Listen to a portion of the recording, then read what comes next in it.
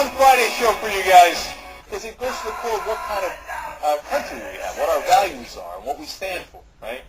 So, it's not that military tribunals are disastrous in and of themselves, it's how do you do the military tribunal? And the Bush administration had come out and said, yeah, we got a military tribunal, and now we're going to admit hearsay evidence. So that basically means Ahmed told Mehmet, and Mehmet told Muhammad that this guy was kind of guilty at some point. We don't have Ahmed or Mehmet or Muhammad in court, but what are you going to do, man? I heard it from someone. Okay, now that's crap evidence, and it's not allowed in court for a good reason here in the U.S. Point number two, well, that's the reason why it's not held in the U.S. See, in a civilian court, for example, you would have to give your case, the prosecution would have to give the defense its case and what it had against its client, how it got its information, what evidence it has, so that the client can properly defend itself. If, however, you're in a military tribunal, the rules are different. You couldn't give your evidence to the defense. You don't want to give how you caught this guy, what programs you used, what informants you used, and things like that. You can't really give that to the client. Plus, it's a war zone. Yeah, Ahmed's going to tell Muhammad, and Muhammad may have gotten shot 3 weeks later. Your evidence is going to be scratchy, as all intelligence gathering and information usually is. Say, well, in the beginning, the Bush folks even said they don't even have a right to a trial. They can't go to a federal court and say, give me a trial. Yeah.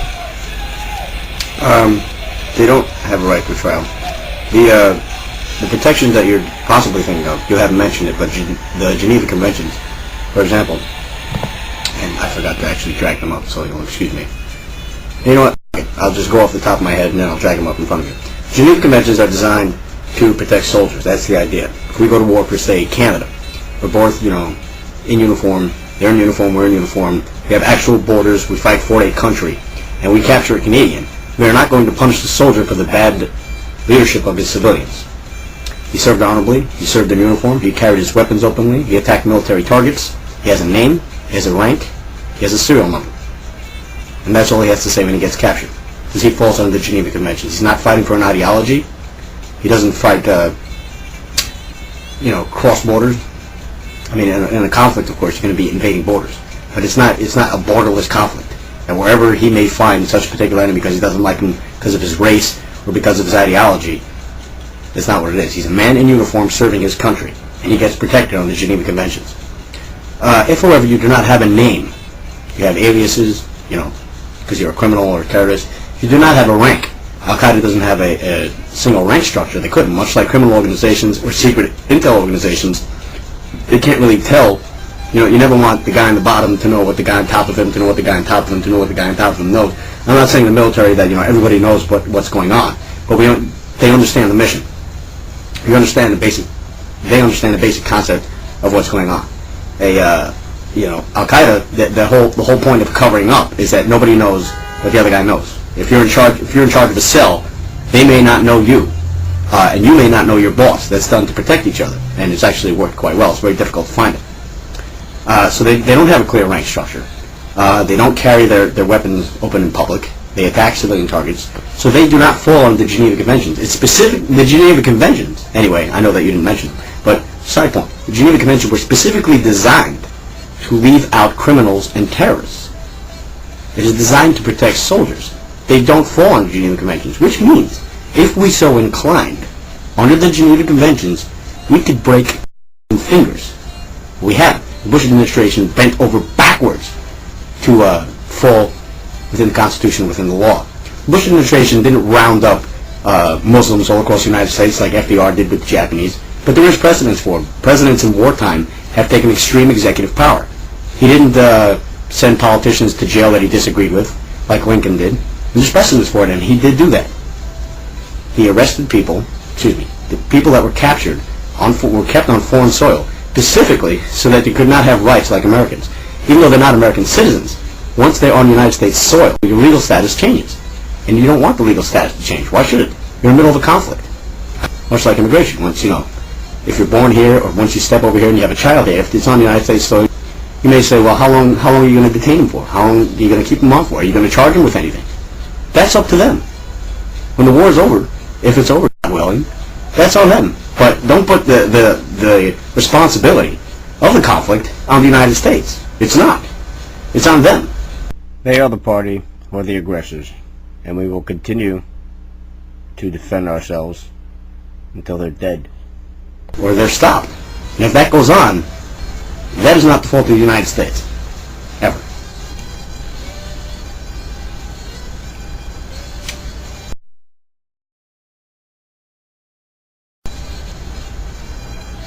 Geneva Conventions. Article 4. Section A, B, C, and D. That of being commanded by a person responsible for his subordinates. He's not responsible for his subordinates. They're on their own. There's no clear rank structure. He gives them that's how the cell works. He gives them orders and then disappears. B. That of having a fixed distinctive sign recognizable at a distance. If you're a Marine, got your Marine Corps uniform, if you're an Army, American Army, you got an Army uniform, you could recognize it. You know who they are. They're not running around in civilian clothes. They're not hiding amongst the populace. People know that you are in the battle. You're in the fight. You're wearing a uniform. You have a flag. You have distinct military markings. C. That of carrying arms openly. In Fallujah, for example, the enemy would hide weapons on the roof in a cache, fire the coalition forces, walk downstairs, and walk within the crowd. They wouldn't patrol the streets openly with their weapons. Mind you, you did have the militias who did, but even they used weapons caches. D. That of conducting their operations in accordance with the laws and customs of war. They do not. They have civilian targets. I understand there's collateral damage, even on the United States side, and death is death and life is life, no matter what your intent is. However, according to the Geneva Conventions, your intent matters. If you're conducting military operations and you kill civilians, it is different than when your target is civilians, simply to scare the populace or to win a conflict to make sure that it loses the population. Other force can so hear the killing of your own civilians on the opposing force, going, if they weren't here, this wouldn't happen. You're not following the customs of war. If you cut people's heads off, you're not following the course of war. Waterboarding wouldn't exactly be cutting people's heads off, now would it? See, because waterboarding is over once it's over. He's not dead, he's fine.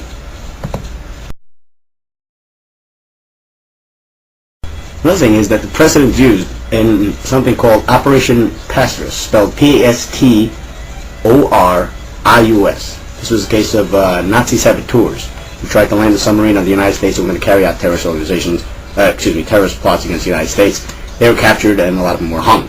That is the court case that the Bush administration used as precedents for not giving them legal rights to be heard in the United States, because those German officers tried to have their case heard in a civilian court, and they were hung. That is precedent. That is law. Operation Pastorius. I'm not sure how it's pronounced. Pastorius was a failed plan for sabotage by a series of attacks by Nazi Germany. Agents inside the United States. The operation was staged in June 1942 and was to be directed against strategic U.S. economic targets. The operation was named by Admiral William Keynes, or Knaris, chief of the German Abwehr, for finance Daniel Pastorius, the leader of the first organized settlement of Germans in America. Arrest and trial, part of the Wikipedia page. Two of the Germans in New York, Dausch and Berger, decided to back out of the mission. Dausch went to Washington, D.C. and turned himself into the Federal Bureau of Investigation. He was dismissed as a crackpot by numerous agents until he finally dumped his mission's entire... That is precedent, part of the Wikipedia page. Two of the Germans in New York, Dausch and Berger, decided to back out of the mission. Dausch went to Washington, D.C. and turned himself into the Federal Bureau of Investigation. He was dismissed as a crackpot by numerous agents until he finally dumped his mission's entire budget of $84,000 on the desk of Assistant Director D.M. Ladd. At this point, the defection was taken seriously, and Dash was interrogated for hours. None of the others knew of the betrayal. Over the next 2 weeks, Berger and other 6 were arrested, and all 8 were put on trial before a 7-member military commission on specific instructions from President Franklin D. Roosevelt. They were charged with 1. Violating the law of war, 2. Violating Article 8.1 of the Articles of War, defining the offense of corresponding with or giving intelligence to the enemy, 3. Violating Article 8.2, or is that B2? 8.2 of the Articles of War defining the offenses of spying, and 4, conspiracy to commit the offenses alleged in the first 3 charges. Lawyers for the accused, who included Lawson Stone and Kenneth Royale, attempted to have the case tried in a civilian court, but were rebuffed by the Supreme Court in ex parte Quinton. The trial was held in the Department of Justice building in Washington. All the defendants were found guilty and sentenced to death. Also accumulated Berger's sentence to life and dash for 30 years because they had turned themselves in. Is that you're missing the whole point of military tribunals, Guantanamo Bay, holding people in sovereignty that isn't necessarily ours and not on the United States soil. Unlike the Clinton administration, who faced the attacks in the Khobar Towers, they faced the attacks in '93, attacks against our embassies in Tanzania, the USS Cole. Attacks in '93, they arrested a blind sheikh. They prosecuted him. This was the way they dealt with it was a law enforcement angle, which basically said, well, if the crime happens, see, because cops can't really prevent crimes. Cops can only prosecute and arrest people after a crime has been committed. Unfortunately, that's how it works. It was dealt with in a law enforcement manner. It wasn't dealt with in a war-type manner. Even though the country was attacked by individuals with groups with money who really wanted to attack the United States, they saw it as a law enforcement issue. I disagree with that policy. I think it should have been a war issue. You attack the United States internationally, that's a war issue. It's a war. You try to blow up Twin Towers, that's a war issue. And a country or an organization, I know it's hard to find because they're not in the country, they don't have a country, whatever it is, there needs to be a strategy and policy to attack them, and they didn't do that. To say that the Bush administration said in the beginning that you don't even deserve a trial, to see them in the face of even having a trial, of being charged with something, is to not recognize what the conflict is and what we are obliged to do for the security of our nation within that conflict. But we see this conflict differently than you do, perhaps. It's not a law enforcement issue. This is a war issue. And during war, executive power is taken. And trust me, I'm the biggest defender of liberty and freedom ever. I do believe in it. And I defend it forcefully. But during a war conflict, things are different. You're not necessarily going to have, trials. The Nuremberg trials weren't held until the conflict was over. The conflict is not over. What is this conflict you speak of? It's there. The Bush administration said, yeah. Well, we beat the living crap out of them, and we're going to use evidence we got from that in the trial.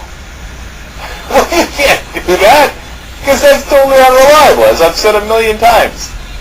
They would torture people into admitting that they're witches, whether it was in the Salem witch trial, or in Papua New Guinea, or Gambia recently. So you can't use that in court, because those people are witches! It's unreliable evidence. And the list goes on. There's about 5 unreliable evidence as regards to waterboarding. Now, we both know that Dick Cheney is out there demanding that if you're going to release memos, release the blacked out parts that shows the information that they got. This, of course, is not a justification for the method you used. It is merely proving that the interrogation methods work. The legal status of these techniques is a different matter, of course. But why hide? Why hide that from the American people? I ask. Oops, camera's this way. But from the CIA memos, which of course I'm sure you read, and you didn't just rely on the Huffington Post to point out page 477 of some article from 2004, because you're thorough and you're a talk show host. Page 10, Part 2, CIA Torture Memos. With these caveats, we turn to specific examples that you have provided to us. You have informed us that the interrogation of KSM, otherwise known as Khalid Sheikh Mohammed, once enhanced techniques were employed, led to the discovery of a KSM plot titled The Second Wave, to use East Asian operatives to crash a hijacked airliner into a building in Los Angeles. Effectiveness memo at 3. I don't know, it's mumbo jumbo within the, I don't know what it means. You have informed us that information obtained from KSM also led to the capture of Rudan bin Ismail, better known as Habeiri, and the discovery of Guabarcel, a 17-member Jamia Islamiyah cell tasked with executing the second wave, CID at 3-4, CIA Director of Intelligence, AI, Al-Qaeda, ties to other key terror groups, terrorist links, in a chain to August 28, 2003. More specifically, we understand that KSM admitted that he had tasked Majid Khan with delivering a large sum of money to an Al-Qaeda associate. See facts from blank. DCI Counterterrorist Center briefing notes on the values of detainees reporting at 1 April 15, 2005 briefing notes. Khan subsequently identified the associate Zubair, who then captured Zubair. In turn, provided information that led to the arrest of Habib, CID. The information acquired above from these captures allowed CIA interrogators to pose more specific questions to KSM, which led the CIA to Hanbali's brother, Al-Hadi. Using information obtained from multiple sources, Al-Hadi was captured and subsequently identified the Garbara cell, CID at 1 TAC 2. With the aid of this additional information, interrogations of Hanbali confirmed much of what was learned from KSM. Just a small note, that is how intelligence gathering works. You don't just waterboard somebody until they drop and go, oh, well, he said it there, it's in Kansas.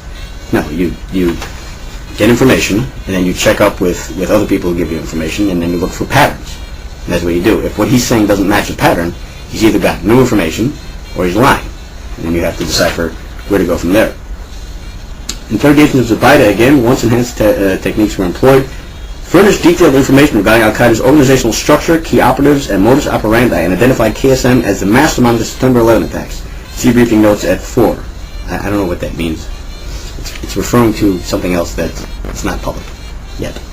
You have informed us that Zubaida also provided significant information on 2 operatives, including Jose Padilla, who planned to build and detonate a dirty bomb in the Washington, D.C. area. Effective this memo at 4. Zubaida and KSM have also supplied important information about Al-Zarqawi and his network. See facts for Jack L. Goldsmith III, Assistant Attorney General Office of Legal Counsel from blank, General Counsel CIA blank.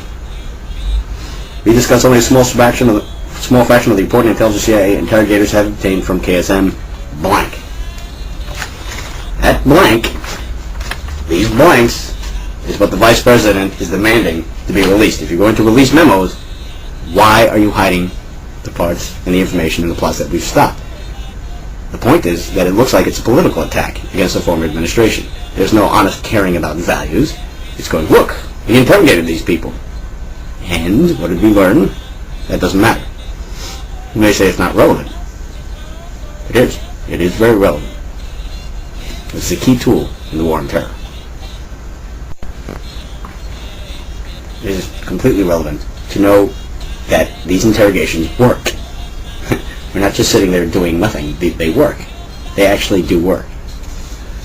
After the huge blank in the page, generally the CIA informed us that since March 2002, the intelligence derived from CIA detainees has resulted in more than 6,000 intelligence reports, and in 2004 accounted for approximately half of CTC's reporting on Al-Qaeda. See briefing notes at 1, see also IG report at 886.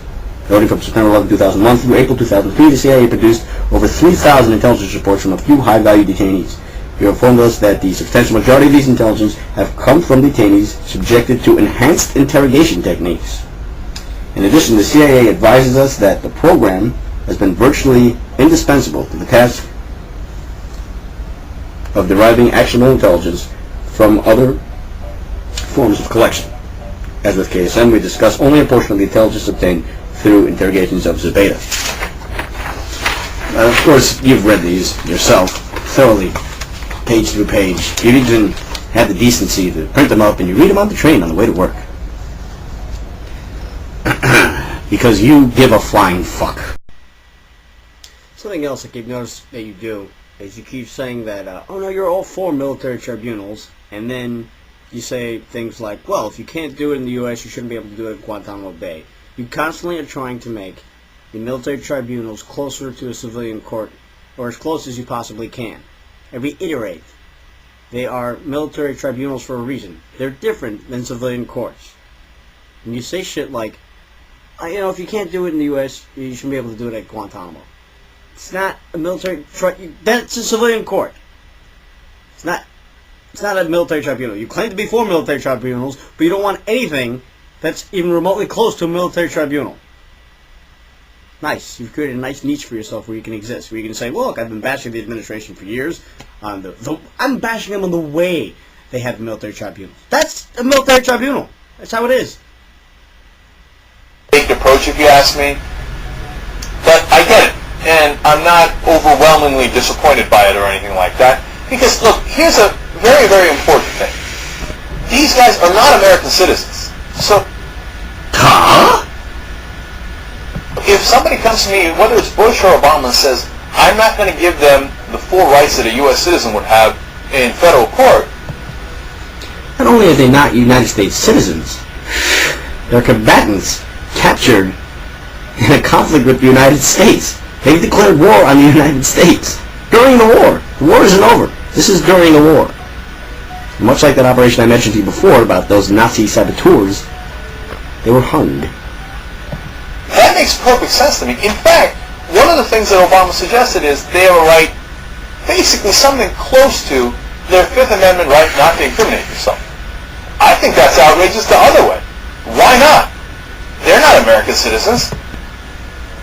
They should be made to talk. And I don't mean made to talk with a rubber hose or waterboarding them. I'm saying when they're in court, we have a right to ask them, hey, Ahmed, what brings you here? Okay? And if you're an American citizen, you say, look, I don't have to tell you. But you're not an American citizen. You were detained in the battlefield. Ahmed, what brings you here? What's up? It's not coercive to ask him that. In open court, not through coercive actions. So, if anything... Your Honor, the defendant is refusing to answer the question. He won't answer the question. Exactly. What exactly do you expect to happen if you're not using, if they just say, well, I'm not going to answer you? What do you do then? Well, I understand we've had a rough day here. Need you all to bear with us. It's a long trial. Lots of cases you've heard evidence pro and against. We can continue. Go ahead. Hey, Ahmed, what brings you here?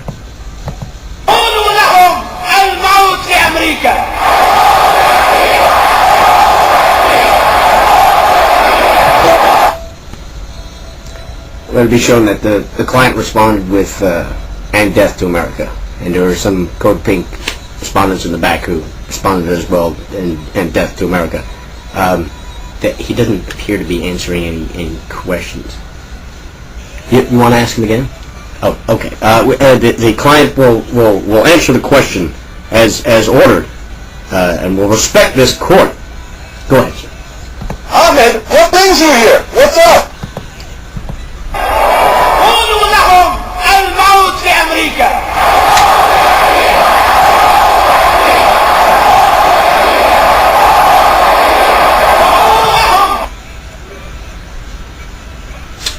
Well, can we use interrogation? We can't, no. The client will answer the question. The client will.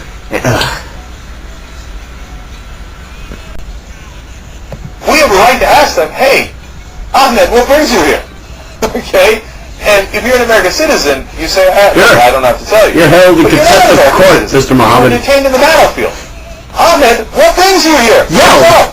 It's not coercive to ask him that. In open court, not through coercive action. So, if anything, look, in some ways I think the military tribunals would be better served Tribunals. under the normal processes. And in some ways, I think these military tribunals by Obama Tribunals. give them a little too many rights, in my opinion. Okay? So that's why I'm not outraged by it. Now, the reason it's a little Harry Houdini nonsense is because they got to get this done by 2010 when Guantanamo closes. Because if they bring him to America, then they cannot do the military tribunal. So that's what makes me think, well, then this is hokey. I mean, hoky's not the right word, but it's half-baked. It's just, if you can't do it in the U.S., then don't do it in Guantanamo. And remember that there is an easy and real way to do it. I referred to my previous comments when I explained the purpose of Guantanamo Bay and why it's different than in the United States. Your statement, if you can't do it in Guantanamo Bay, don't do it in the United States, is ridiculous. It's not the United States, it's Guantanamo Bay. It's Guantanamo Bay for a fucking reason. That's why they're there. Because it's different. I've explained that before, though. I'm not going to make all those same points again. Remember, the first 1993 World Trade Center bombers, whether it's the Blind Sheik or Ramzi Youssef, we tried them in regular courts, and we won, and they're serving life sentences at the Supermax in Colorado. I've addressed this before as well. That's all fine and dandy if you're seeing it as a law enforcement perspective. Hooray! You've arrested a bunch of people, you prosecuted them, they're now serving time in prison. But what does that system do to prevent further attacks? And besides, they missed Ali Muhammad. Just managed to slip through there. See triple cross. Right through the cracks. There's a right way to do this. So I wish Obama had gone down that route, but it's not a kangaroo court. They're going to get real trials as far as I can see. So not happy about it, but I'm not. I can live with it, and it's not the same as the Bush military tribunals. So I think Obama's been hypocritical on a number of things lately, but I don't think this is really hypocritical. CIA's word for it, just on face value, oh, the CIA director said it, well then it must be true. Don't you get that Panetta's job is to breed, one of his very important parts of his job, I should say, is to breed loyalty at the CIA. Now, if he sells his own guys out, it's not going to work. Everybody in the building is going to hate him. So, of course he's going to go defend... You're right. He's a man of no principle whatsoever. He's a liar. The CIA are a bunch of liars. I don't think the CIA are liars. I think they leak too much information through Colin Powell's office, through Richard Armitage, and to the New York Times. I never said they were liars. These guys, of course he's going to say, oh yeah, no, CIA is perfectly on. He's a piece of shit. He's got no morals whatsoever. Honest. If you're the press, you should look at this incredibly skeptically. Instead, they're like, oh no, it must be true. Pelosi must be lying. I told you yesterday, I don't really believe Pelosi. But not because of this. Come on. I mean, you got to think about it, Jake. I remember back when the Patriots were accused of cheating, recording the pregame rituals of the other team. I mean, Bill Belichick came out and said, there's no way we did that. So I bought it. It's completely irrelevant. A sports analogy, because we're on different teams. We're the United States, and the CIA is the opposing team. We're in a conflict with the CIA. See the... Sit down. Well, Belichick says it. I mean, he's the head coach. He wouldn't lie, would he? Man. Sports analogies. Sports analogies? All right. I was going to say don't get me started, but I'm going to get myself started after we take the break. Start away. Come back for me doing what I do to David Graff. Yeah. Torture issue won't die. We continue. New revelations. Khalid Sheikh Mohammed apparently new revelations. Khalid Sheikh Mohammed apparently when they went to go interrogate him, of course, what did they tell us? They said, oh, we were trying to prevent ticking time bombs. We wanted to know if there was going to be another 9/11. That's why we had to torture him and waterboard him 183 times. Now we find out... For the record, there were 3 detainees waterboarded. 3! So yeah. It is some good reporting by Sandstein and Huffington Post. Look at it. Oh, the Huffington Post. It says on page 353 of the July... Look what the Huffington Post did, because I refuse to do my own job and read shit. I rely on the Huffington Post to do my reading for me. I have not read the CIA memos. I have not read the Patriot... I don't know. Have you? Have you read them? Have you read this piece that he is speaking of in full context? No. You relied on the Huffington Post. Some guy at the Huffington Post is reading it for you. That's wonderful, really. You should do that. 2004 Select Committee on Intelligence Report. Now remember, I just said that was a 2004 report. This is when it was led by Republicans. And remember, they ruled an iron fist and tried to whitewash everything. Despite that, still in this report, they admit that one of the first questions that they asked, and the priority in that interrogation was a link between Iraq and Al-Qaeda. No. You mean the butcher of Baghdad, Saddam Hussein, had an operational link with Al-Qaeda? This is heresy. This has been shot down by the press many, many times, and we dare not speak its name. Total nonsense. Now, if you're in the middle of asking somebody in Afghanistan who you've just quote, you don't know if there's a connection to Iraq, because Iraq did sponsor terrorists. They did give the families of Palestinian terrorists $25,000 per family. They had open links with terrorists. He was a secularist. He didn't talk to it, but he did. Yeah, he did. So, they want to know, is there a tie? Is it? So they get Khalid Sheikh Mohammed, and they say... Was it priority number one? Did we learn anything else, or did we just keep hammering at it until we stopped? The thing that I mentioned earlier, the new wave attacks, we learned that, didn't we? Right. But I thought we were only asking them about Al-Qaeda in Iraq. Hey, and 9/11, and is there another bomb? Yeah, sure, we'll do that. But first, tell us why we have to invade Iraq! Give us! Ooh, gruff voice. No way to make your point better than using gruff voice. It's the link between Al-Qaeda and Iraq. There it is. And CIA interrogators keep reporting back to their boss. That and fake laughter are always worse when you're going to make a point. Like, nobody believes that. Those two voices, two different ends of a coin, make great arguments. Keep that up. We do well. There is no such link. Or, look, to be fair, maybe he's one of the best resistors of all time against torture, and he just says there is no link between Iraq and Al-Qaeda. We can't get it out. We can't beat it out of him. We can't waterboard it out of him. Maybe he just didn't know what to make up, because I'm sure he would have said anything to get it to stop. He just didn't know what they wanted to hear. And every time that Cheney and the higher-ups see this, they say, I'm sorry? To be fair, maybe he's one of the best resistors of all time against torture, and he just says there is no link between Iraq and Al-Qaeda. We can't get it out. We can't beat it out of him. We can't waterboard it out of him. He may not know the link, but I have someone who wants to argue with your premise about that particular event. The Bush administration said, yeah. Well, I mean, we beat the living crap out of him, and we're going to use the evidence we got from that in the trial. Well, you can't do that, because that's totally unreliable, as I've said a million times.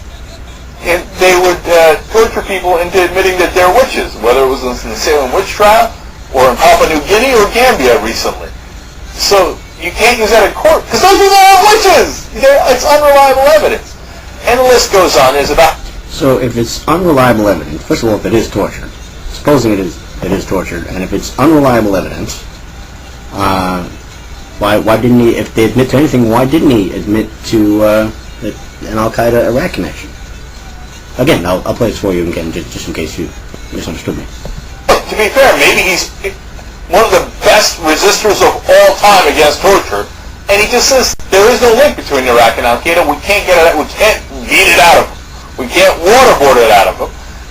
I really think you should listen to this person. I highly respect him, and he says that he says differently. He says that Bush administration said, yeah. Well, I mean, we beat the living crap out of him, and we're going to use the evidence we got from that in the trial. Well, you can't do that, because that's totally unreliable, as I've said a million times.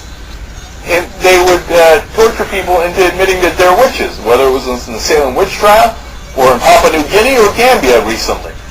So you can't use that in court, because those people are witches! It's unreliable evidence. And the list goes on. There's about...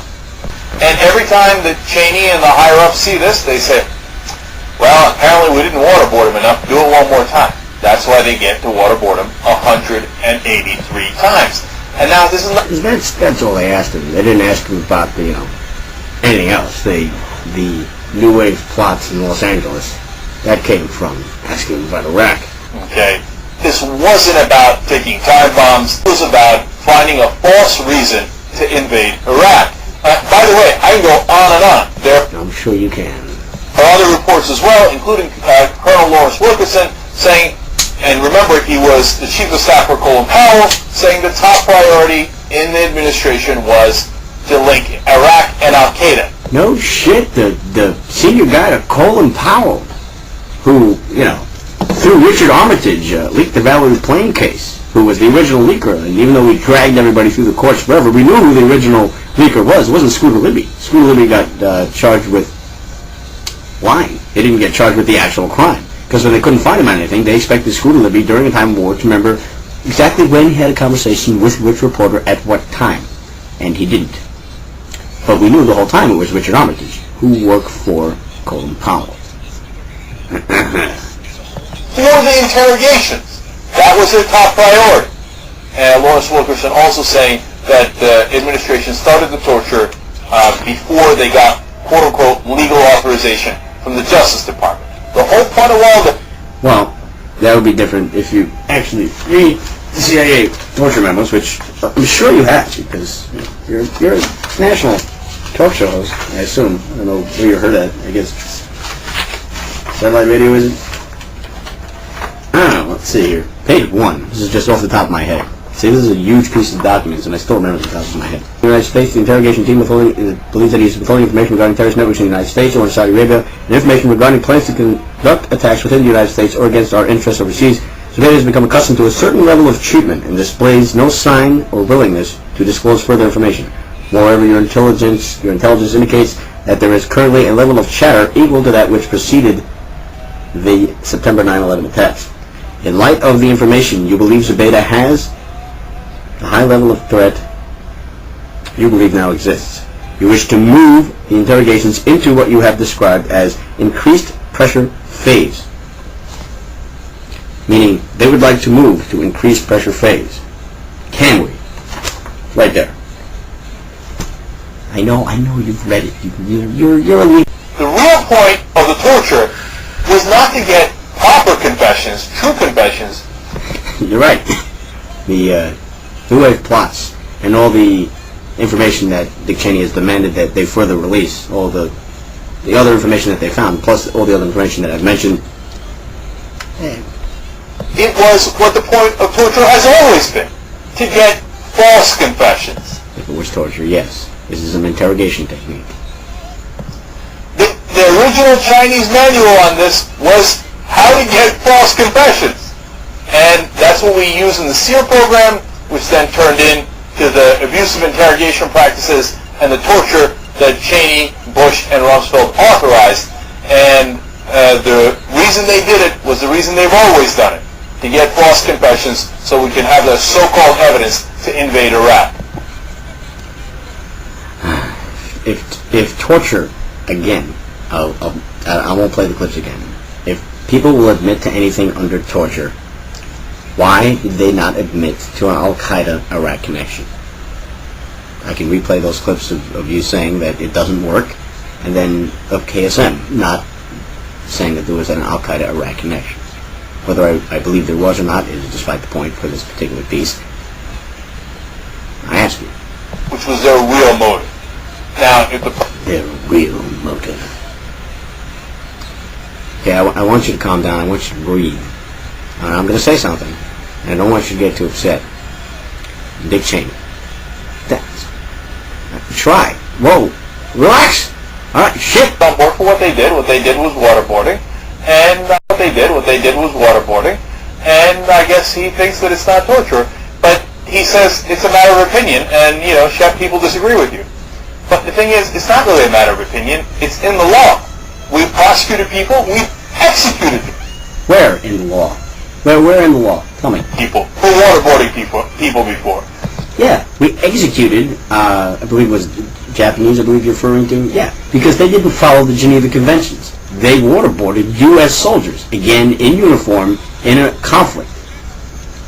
You can't do that. However, these people do not fall on the Geneva Conventions. We did fall under the Geneva Conventions, and therefore we can't be waterboarded. All we are designed to do, all that is required of us is name, rank, and serial number. And that is all. These people don't fall under those same conventions, and that's why they were executed. But then again, if you want to compare the U.S. soldiers to Guantanamo Bay inmates, that's your comparison.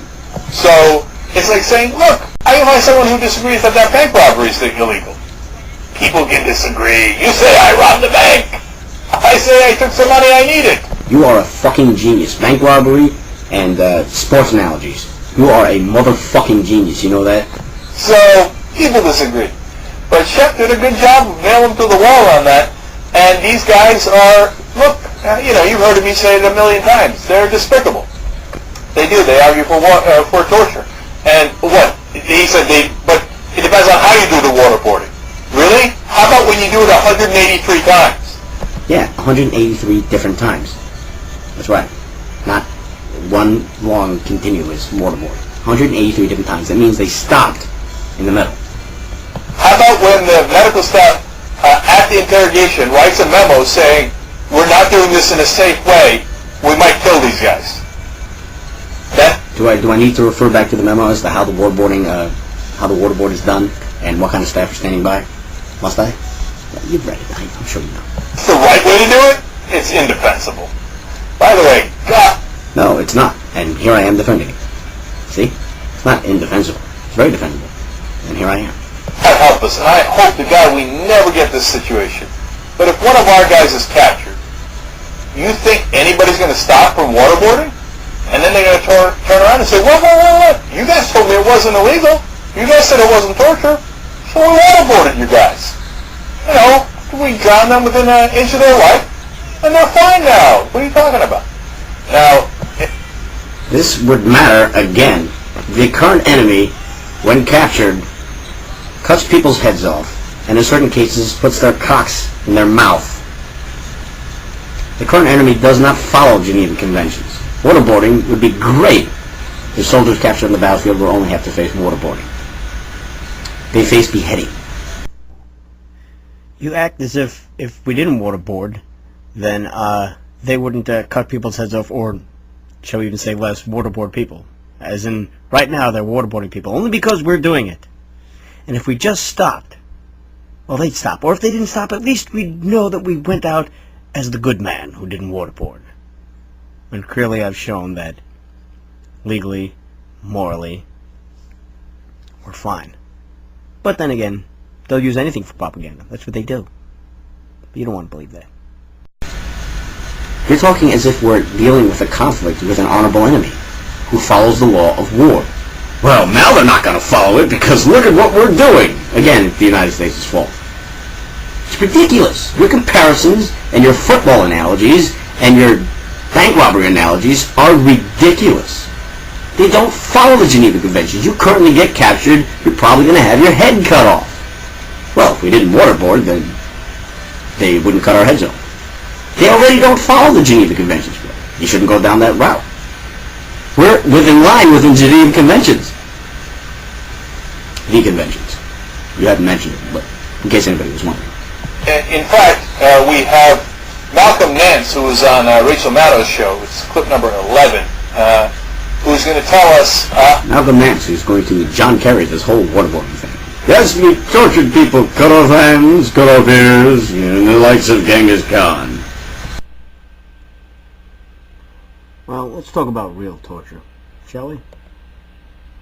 They had personally raped, cut off ears, cut off heads, taped wires from portable telephones to human genitals and turned up the power, cut off limbs, blown up bodies, randomly shot at civilians, razed villages in fashion reminiscent of Genghis Khan, shot cattle and dogs for fun, poisoned food stocks, and generally ravaged the countryside of South Vietnam. Out to bombard uninhabited villages or villages that are not occupied by defendants. We have done that constantly in Vietnam. You were in the same unit as I did, John. Can you tell me about any war crimes that occurred in that unit, Coastal Division 11? And a second question, why didn't you attempt to get out of the unit or submit a request when you were there if you saw anything that shocked a normal man? Well, I'll come back to the question. I'd like you to answer my question if you would. We served,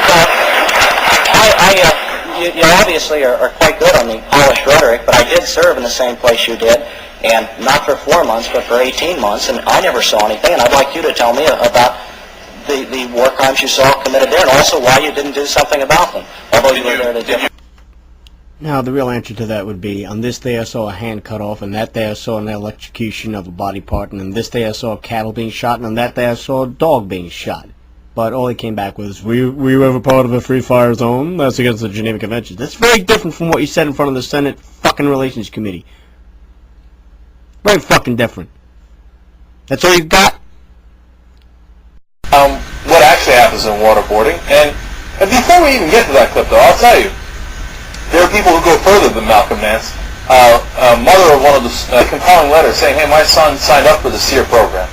But we didn't know what he was getting involved in. She says, I'm a veteran, and I was really proud of him, and I wanted him to go through this program, but they didn't tell us they were going to waterboard people, etc. He didn't physically, obviously he didn't die or anything like that, but it carries significant psychological damage, and he's going to get out of the services as soon as he can, and they really hurt him with that SERE program. It has no value, and so when the Republicans keep saying, SERE program has no, the waterboarding portion of the SERE program has no value?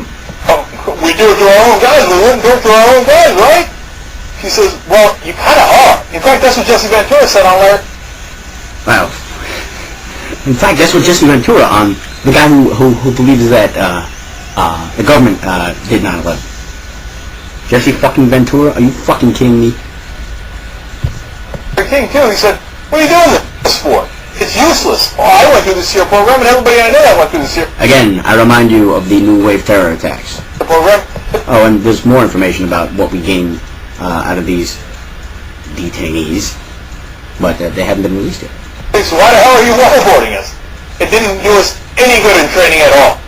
Well, we're waterboarding you so that you can know what it's like. If you ever get... Do I have to explain this? If you get captured and somebody tries to get information out of you, you will know what it feels like. You won't be able to really resist that much because waterboarding has a 100% success rate. To the point of where they actually thought of getting rid of it out of SERE school program because it really defeated the point of resisting because it had a 100% success rate. Nobody resisted the waterboard. That is the point. For example, in the Marine Corps, they have a program where you go to the gas chamber. You do this in boot camp, and then you have to do it once a year to qualify again. Every year you got to go into this gas chamber, and it's a room. It's enclosed, and you sit in the room. You got a gas mask on, and the whole room is full of gas. And then you take the gas mask off, and you breathe in you do jumping jacks or whatever it is you do. You breathe in the gas, and then you put the mask on. It is designed to get you used to the gas. It's not going to say, well, he resisted the gas without the mask, that's wonderful. It's to make you comfortable with a strenuous environment, for one thing, but especially strenuous environment that involves chemical warfare or tear gas. Because, you know, if you're doing a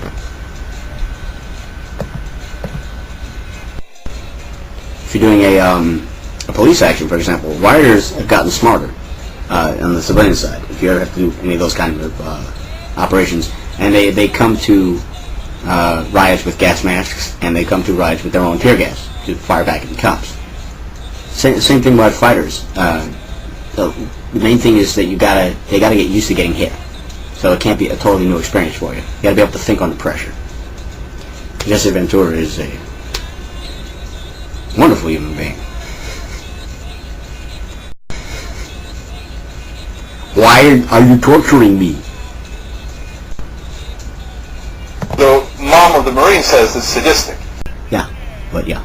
Alright, there's one voice. But let's actually look at the facts. I understand her son's in the military, and he claims that it's the waterboarding that caused him to go apeshit. But let's look at the actual facts from the CIA memo.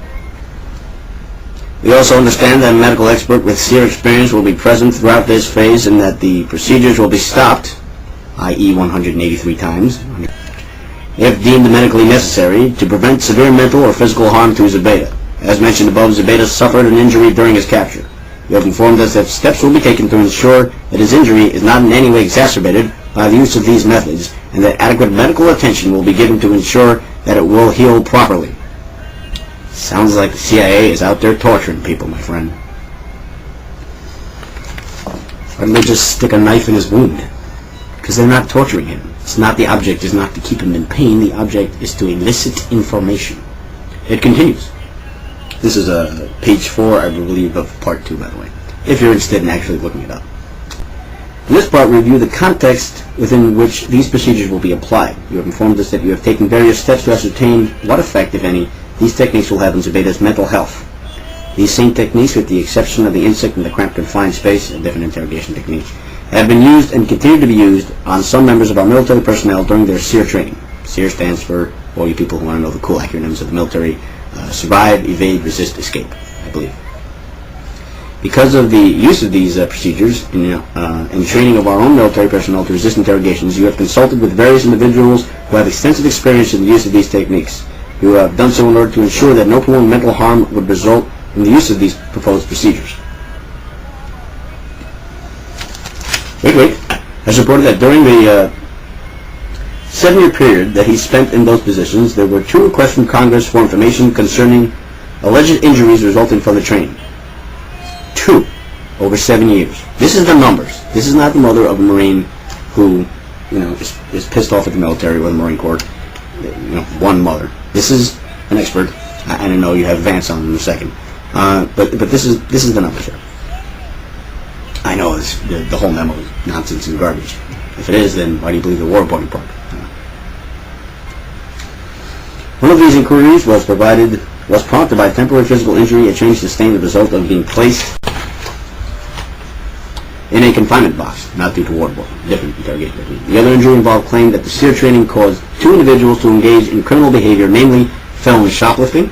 Basically, he got caught shoplifting and he said, "Well, I went to SERE school and I'm damaged. That's why I lifted it." And downloading child pornography onto a military computer. According to this official, these claims were found to be baseless. Moreover, he has indicated that during the 3.5 years he spent as, title again, left blank, of the SERE program, he trained 10,000 students. Out of these students, only 2 dropped out of the training following the use of these techniques. But through, on rare occasions, some students temporarily postponed the remainder of their training and received psychological counseling. Those students were able to finish the program without any indication of subsequent mental health effects. You have informed us that you have consulted with blank, who has 10 years of experience with SERE training, blank, much like I'm sure Vance did. He stated that during those 10 years, insofar as he is aware, none of the individuals who completed the program suffered any adverse mental health effects. He informed you that there was one person who did not complete the training. That person experienced an adverse mental health reaction that lasted only 2 hours. After those 2 hours, the individual's symptoms spontaneously dissipated without requiring treatment or counseling, and no other symptoms were ever reported by this individual. According to the information you have provided to us, this assessment of the use of these procedures includes the use of the waterboard. That's all the harsh interrogation techniques in the SERE program, and then graduated to the Guantanamo Bay detainees.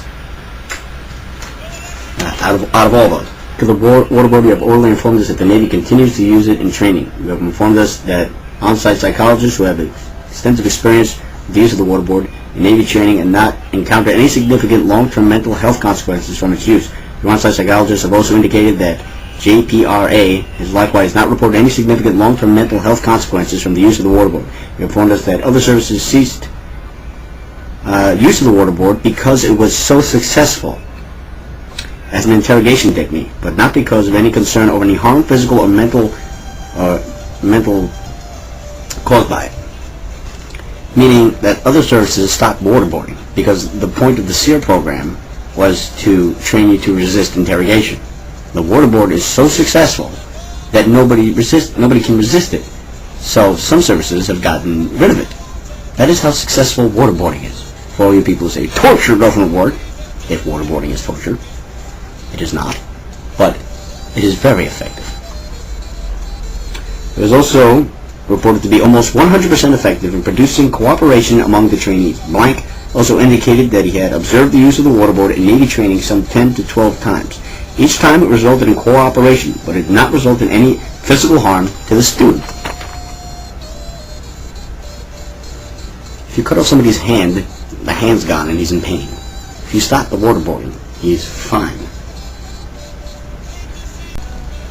You have taken the additional step of consulting with U.S. interrogation experts and other individuals with oversight over the SERE training process. None of these individuals was aware of any prolonged psychological effect caused by the use of any of the above techniques, either separately or as a course of conduct. Moreover, you consulted with outside psychologists who reported that they were unaware of any cases where long-term problems have occurred as a result of these techniques. Moreover, in consulting with a number of mental health experts, you have learned that the effect of any of these procedures would be dependent on the individual's personal history, cultural history, and psychological tendencies. To that end, you have informed us that you have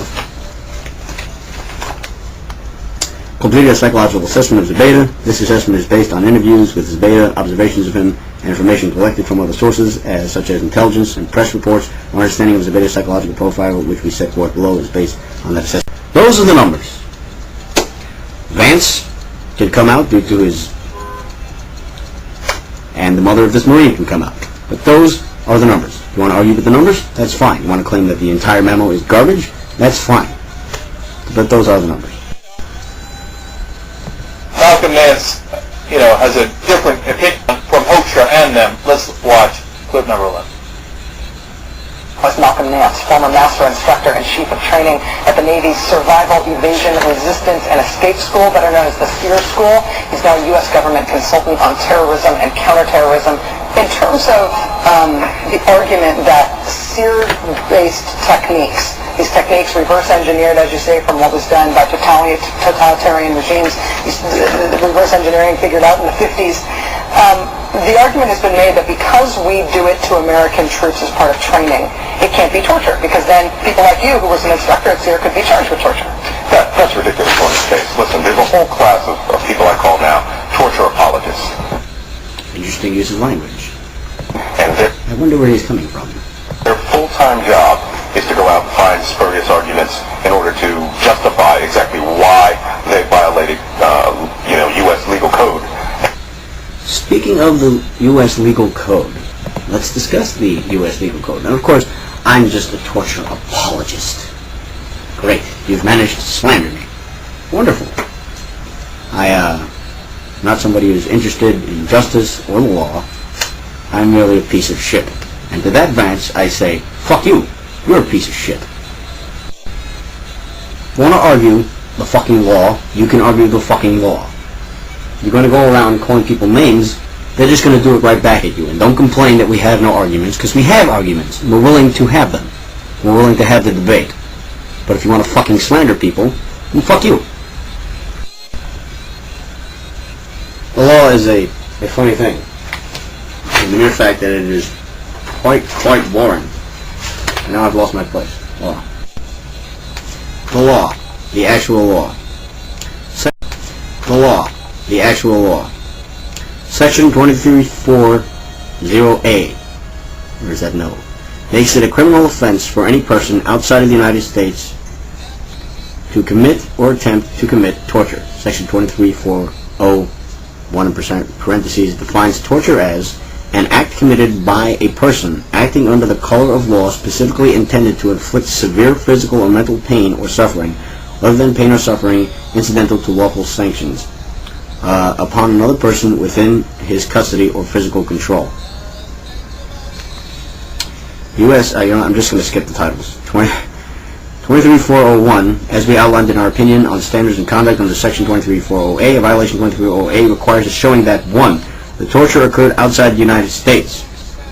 2. The defendant acted under the color of law. 3. The victim was within the defendant's custody or control. 4. The defendant specifically intended to inflict severe pain or suffering. And 5. That the act that inflicted severe pain or suffering, see memorandum for John Rizzo, Acting General Counsel for the Central Intelligence Agency, from J.S. Bybee, Assistant Attorney General, Office of Legal Counsel, read Standards of Conduct for Interrogation under 18 U.S.C. 2340, 2340A, at 3 August 1st, 2002, Section 2308 Memorandum. It audaced us to assume that Zebedee is being held outside the United States. Zebedee is within U.S. custody, and the interrogations are acting under the color of law. At issue is whether the last two elements would be met by the use of the proposed procedures, namely, whether the use of these procedures would have the requisite mental state and whether these procedures would inflict severe pain or suffering within the meaning of the statute. Now, at the end of this video, I'm going to quote more from here. The only reason why I didn't leave it in is because it wasn't in regard to waterboarding, it was in regard to harsh interrogation techniques and the SERE program, its experience with, if they've had any, and the amount of students that they've had, and the percentage of people, if any at all, had any physical or severe mental harm due to those harsh techniques. The only reason why I didn't quote it because it wasn't directly in talking about waterboarding. Severe pain or suffering. In order for pain or suffering to rise to the level of torture, the statute requires that it be severe. As we have previously explained, this reaches only extreme acts, CID 13. Nonetheless, drawing upon cases under the Torture Victim Protection Act, TVPA, which has a definition of torture that is similar to Section 2340's definition, we found that a single event of sufficiently intense pain may fall within this prohibition, CID 26. As a result, we have analyzed each of these techniques separately, and further drawing upon those cases, we also have found that courts tend to take a totality of the circumstances approach and consider an entire course of conduct to determine whether torture has occurred, meaning that they would overlook all the harsh interrogation techniques, why we use them, and wouldn't exclude waterboarding on itself to see if that was torture within itself. Therefore, in addition to considering each technique separately, we consider them together as a course of conduct. Section 2340 defines torture as the infliction of severe physical pain or suffering. We will consider physical pain and mental. I know it's hard to sit through the actual reading of the actual memo, the data. See 18 U.S.C. 2340, With respect to physical pain, we previously concluded that severe pain... What? You're going to now address the fact that you didn't read it? Really? But I'll read it for you. Jesus, relax. Within the meaning of... There I go! Section 2340 is pain that is difficult for the individual to endure and is of an intensity akin to the pain accompanying serious physical injury. See Section 2340A Memorandum at 6. Drawing upon the TVPA precedent, we have noted that examples of acts inflicting severe pain that typify torture are, among other things, severe beatings with weapons such as clubs and the burning of prisoners. We conclude below that none of the proposed techniques inflicts such pain. That's the actual, that's the actual code, the anti-torture code of the law, Mr. Vance. Facial hold and detention grasp, they talk about other interrogation techniques. You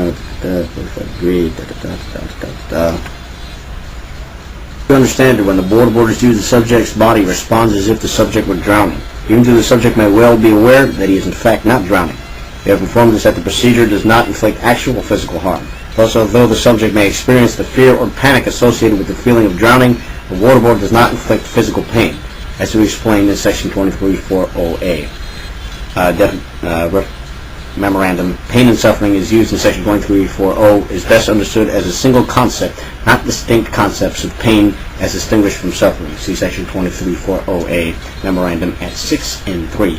Waterboard which inflicts no pain or actual harm whatsoever does not, in our view, inflict severe pain or suffering.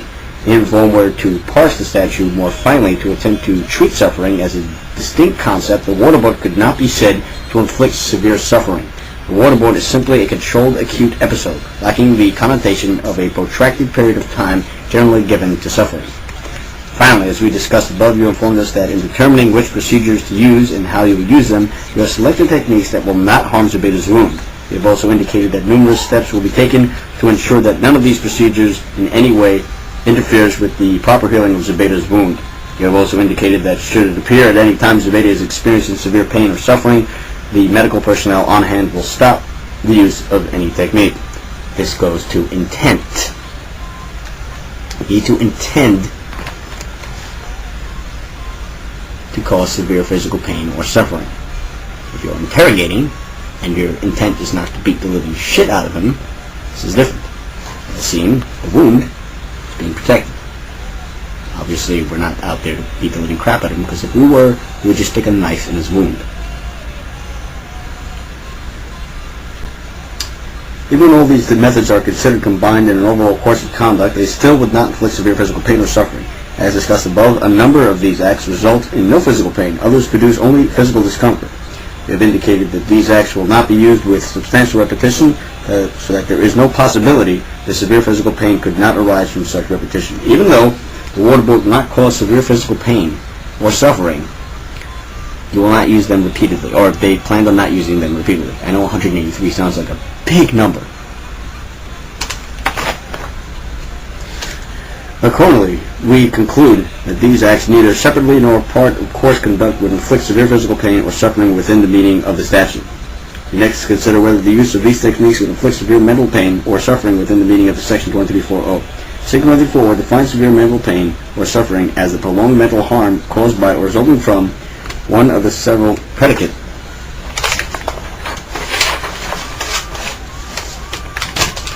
acts. 2340 Part 2. Those predicate acts are 1. The intentional infliction or threatened infliction of severe physical pain or suffering. 2. The administration or application or threatened administration or application of mind-altering substances or other procedures calculated to disrupt profoundly the senses or the personality. 3. The threat of imminent death. Or 4. The threat that any of the preceding acts will be done to another person. See 2340. As we have explained, the list of predicate acts is exclusive. See Section 2340A Memorandum 8. No other acts can support a charge under Section 2340 based on the infliction of severe mental pain or suffering. CID. Thus, if methods that you have described do not either in and of themselves constitute one of these acts, or as a course of conflict or conduct fulfill the predicate acts requirements, the prohibition has not been violated. CID. Before addressing these techniques, we note that it is plain that none of these procedures involves a threat to any third party. use of any kind of drugs, as for the reasons described above, the infliction of severe physical pain. Thus the question is whether any of these acts separately or as a course of conduct constitutes a threat of severe physical pain or suffering, a procedure designed to disrupt profoundly the senses, or a threat of imminent death. As we previously explained, whether an action constitutes a threat must be assessed from the standpoint of a reasonable person in the subject's position. It continues. Prolonged mental harm must nonetheless result to violate the statutory prohibition or infliction of severe mental pain or suffering. See Section 2340A Memorandum at 7. We have previously concluded that prolonged mental harm is mental harm of some lasting duration, e.g. mental harm lasting months or years, CID. Prolonged mental harm is not simply the stress experienced in, for example, an interrogation by state police, CID. Based on your research into the use of methods at SERE school and consultation with others with experience in the field of psychology and interrogation, you do not anticipate that any prolonged mental harm would result from the use of a waterboard. Indeed, you have advised us that the relief is almost immediate when the cloth is removed, as opposed to breaking somebody's hand, from the nose and mouth. In the absence of prolonged mental harm, no severe mental pain or suffering would have been inflicted, and the use of these procedures would not constitute torture within the meaning of the statute. Continue. Even if the course of conduct were thought to pose a threat to physical pain or suffering, it would nonetheless, on the facts before us, not constitute a violation of Section 2340A. Not only must the course of conduct be a predicate act, but also those who use the procedure must actually cause prolonged mental harm. Based on the information that you have provided to us, indicating that no evidence exists that this course of conduct produces any prolonged mental harm, we conclude that a course of conduct using these procedures and culminating in the waterboard would not violate Section 2340A, which I'm sure you've read. Specific intent. To violate the statute, an individual must have the specific intent to inflict severe pain or suffering. Because specific intent is an element of the offense, the absence of the specific intent negates the charge of torture. As we previously opined, to have the required specific intent, an individual must expressly intend to cause such severe pain or suffering. See Section 24A, Memorandum at 3, citing Carter versus the United States.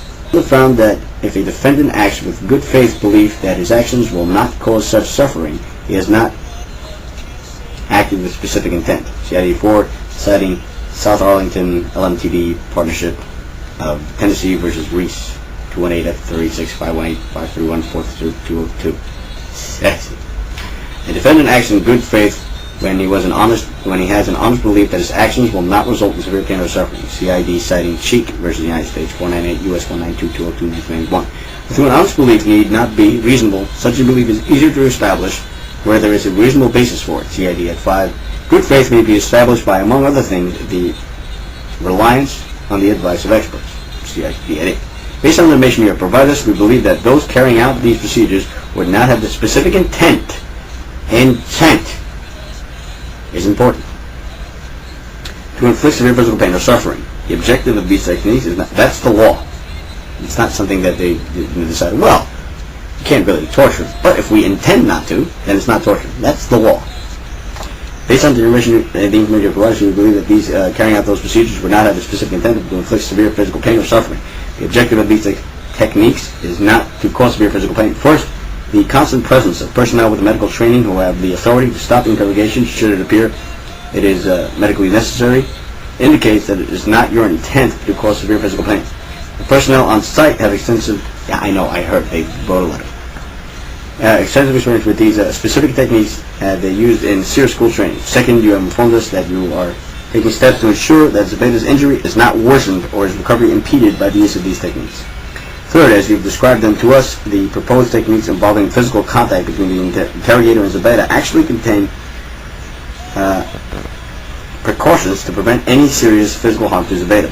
In walling, talks about other techniques other than waterboarding, which we don't even know.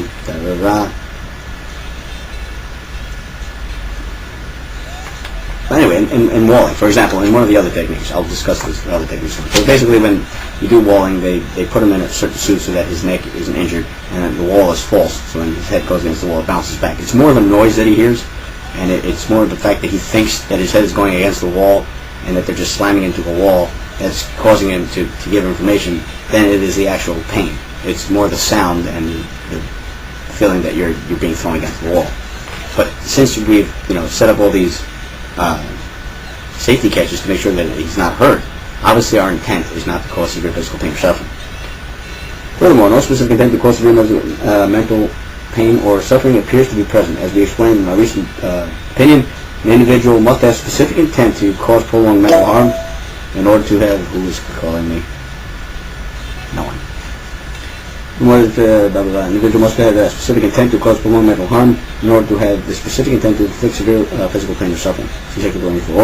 Prolonged mental harm or substantial mental harm of a sustained duration, harm lasting months or even years after the action inflicted upon the prisoner. As we indicated above, good faith belief can negate this element accordingly if an individual conducting the interrogation has good faith belief that the procedures he will apply separately or together would not result in prolonged mental harm. The individual lacks the requisite specific intent.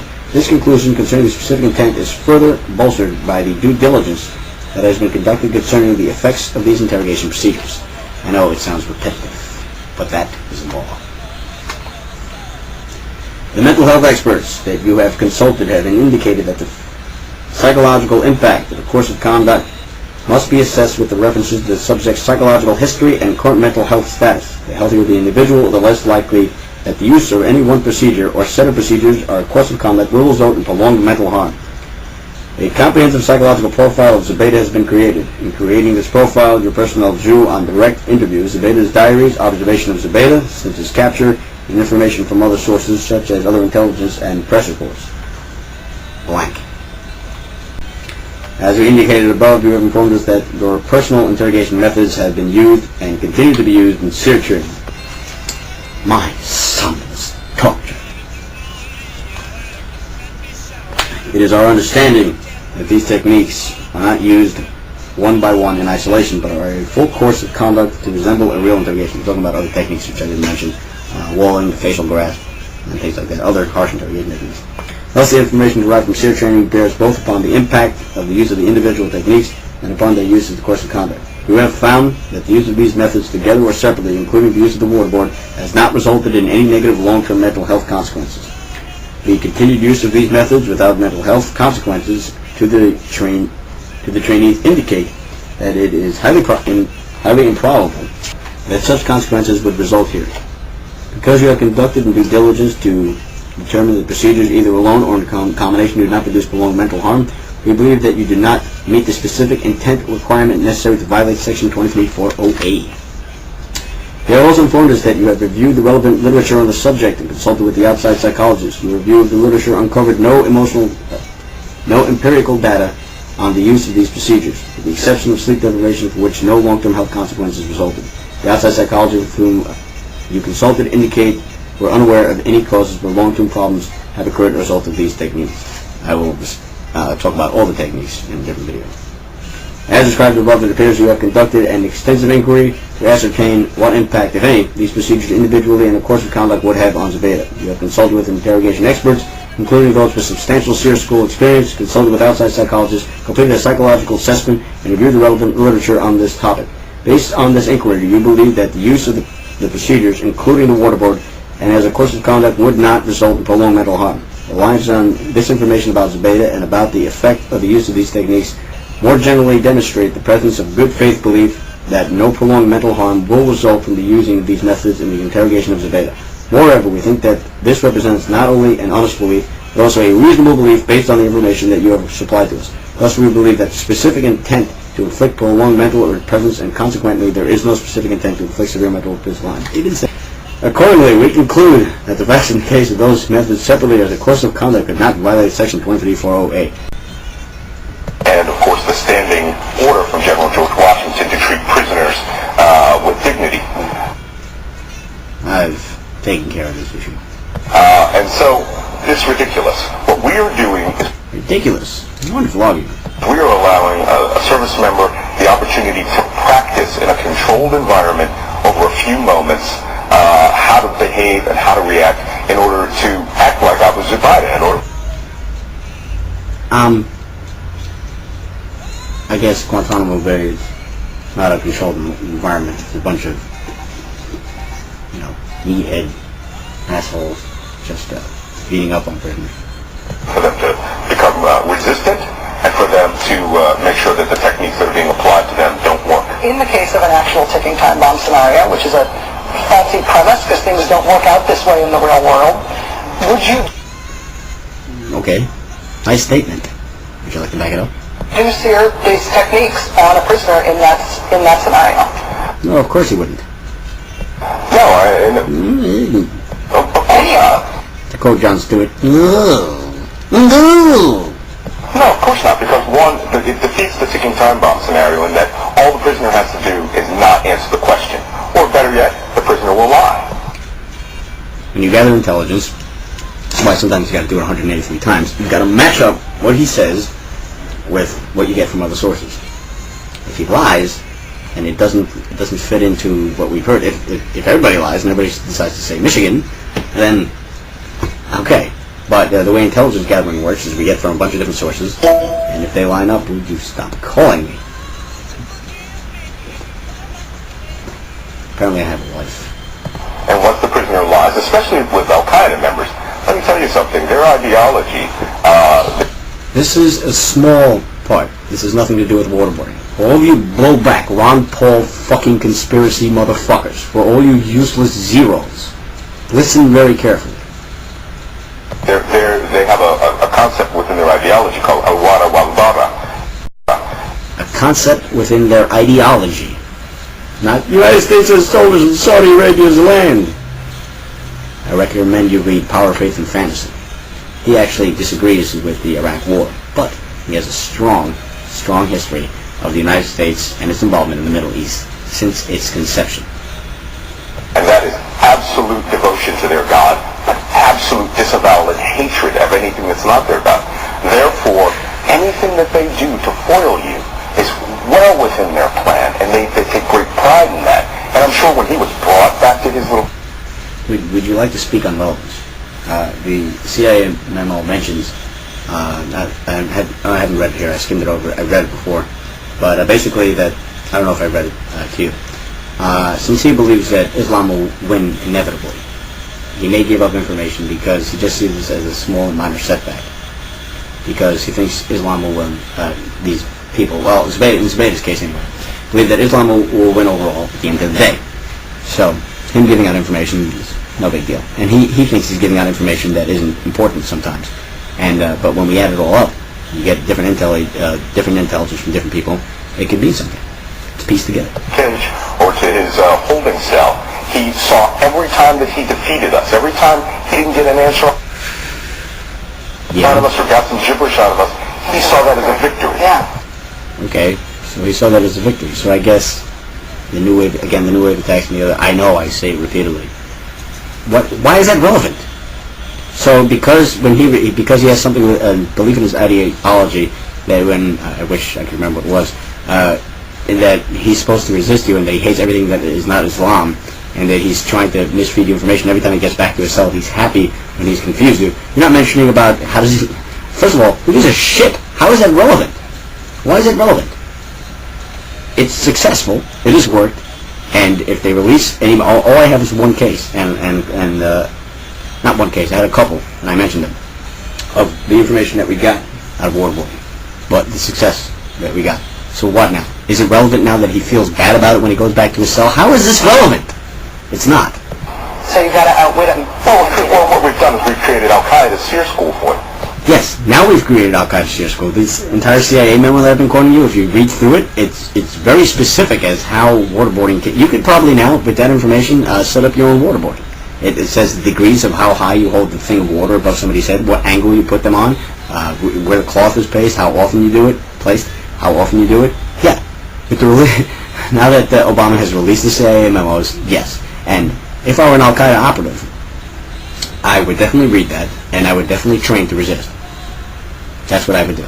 So thank you for releasing them. Yeah, look, he's like, he says the most obvious thing in the world, which I can't believe these numbskulls can't get through their head. If there's a ticking time You bore me. bomb, and it's going to go off in what? Like in 24, it's going to go off in 25 minutes? Couldn't he just lie? I thought you weren't happy with the amount of times we waterboarded him. That's why he was waterboarded that many times. His information was used against other information until we got the truth. And then the bomb goes off?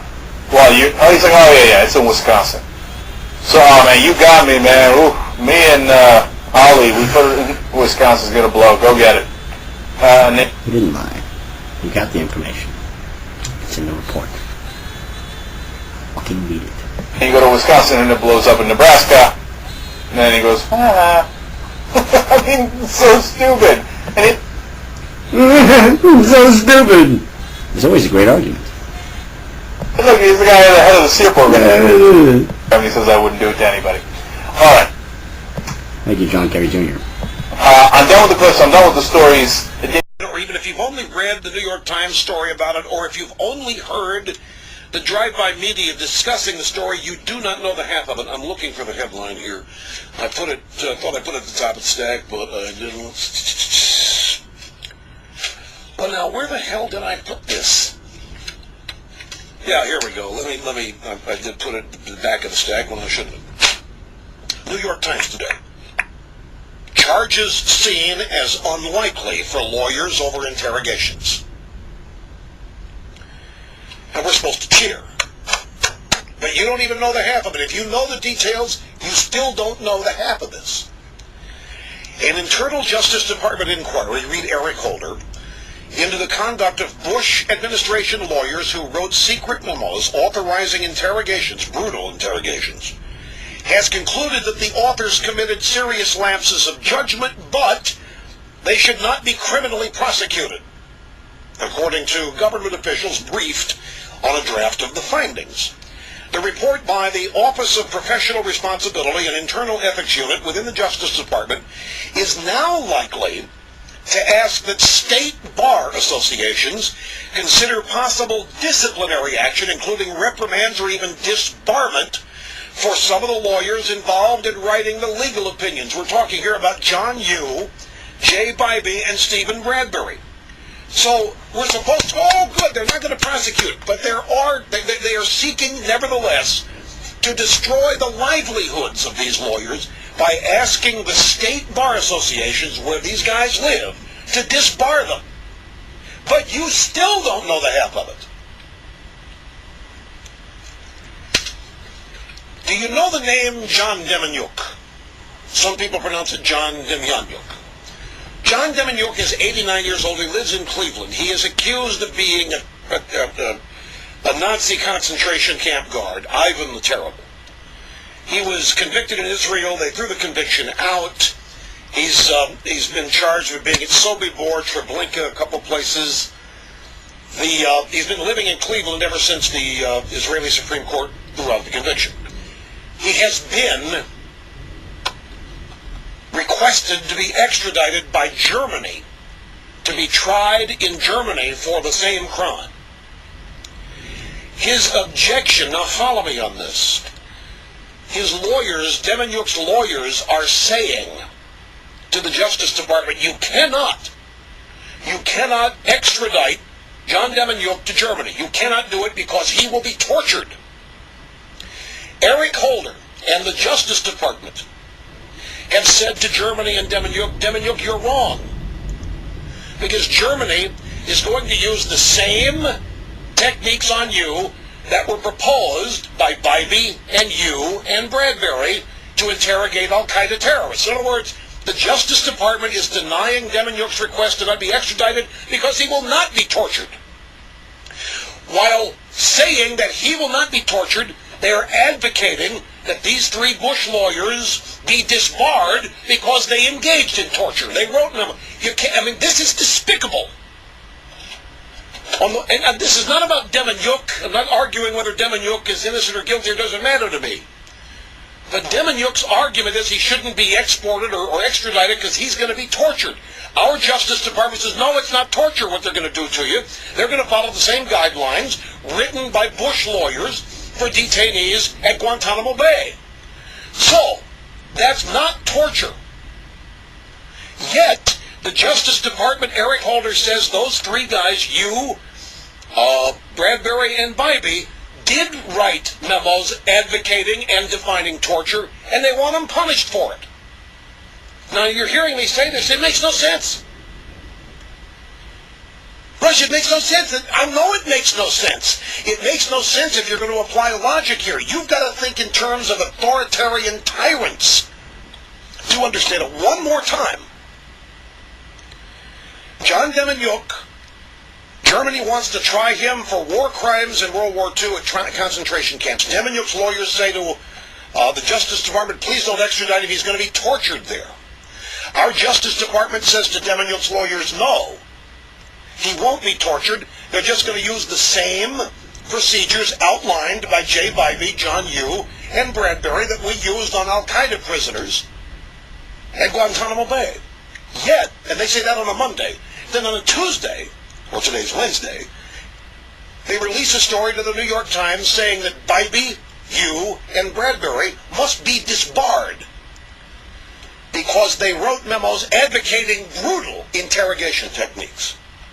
Let me be clear about something here regarding the situation with the extradition of John Demyanjuk and this whole Eric Holder business. On one day, certain kinds of torture okay, certain days they're not.